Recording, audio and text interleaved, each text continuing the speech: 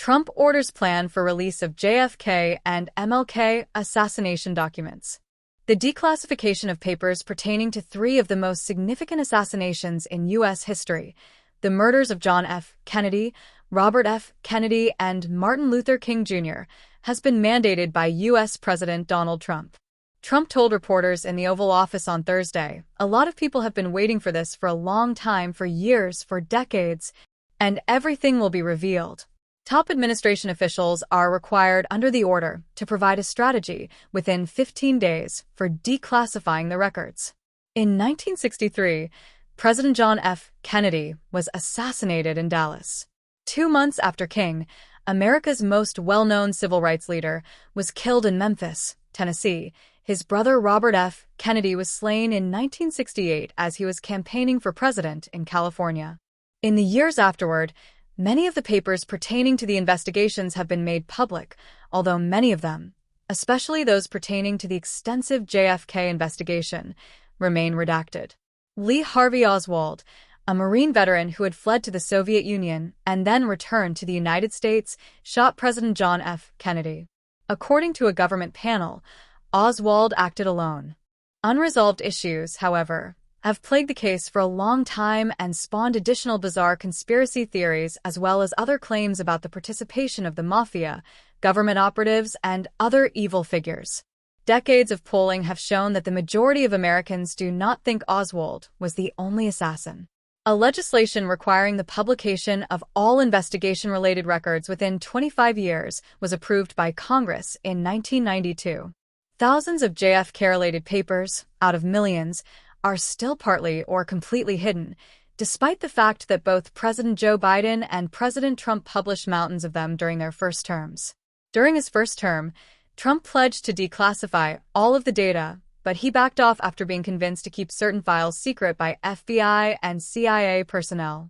Continued secrecy is not consistent with the public interest, according to today's presidential order. It's fantastic that the president has written down his pledge as a declaration of purpose. Jefferson Morley, a former Washington Post writer, JFK assassination scholar, and publisher of the web magazine JFK Facts, said that this is significant. However, execution and specifics are crucial. We are just at the start of this process. It's unclear precisely how this will be implemented, he said. New information on the events surrounding the killing, particularly the CIA's extensive surveillance of Oswald, has been made public by recent document releases. Paul Landis, a retired Secret Service agent who was 88 at the time of the assassination and saw it up close, said in 2023 that he absorbed a bullet from the automobile after Kennedy was shot. Lee Harvey Oswald after being captured by Dallas police in 1963. Oswald was shot to death by an assassin before he faced trial.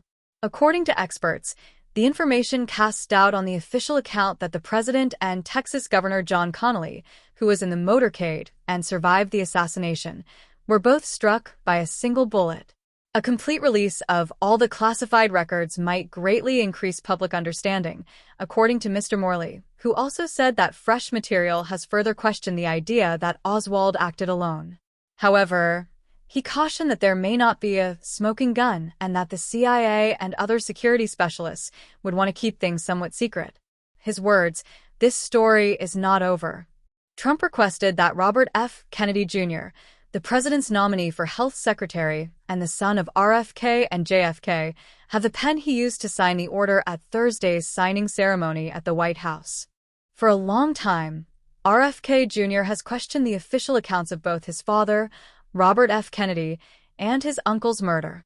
A Palestinian guy named Sirhan Sirhan assassinated Kennedy Sr. in a ballroom in Los Angeles because he was upset over U.S. backing for Israel.